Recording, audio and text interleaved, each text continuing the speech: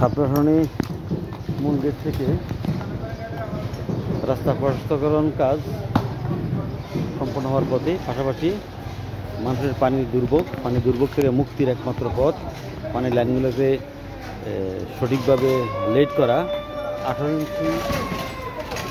ইঞ্চি মাটির নিচে দিয়ে পানির লাইনের কাজ চলছে এবং বেডিং হবে বিডি বালু দিয়ে।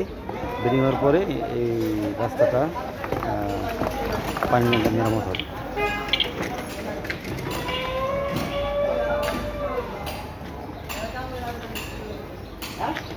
काम जायचं मला শেষ কথা না কাম যাইছে।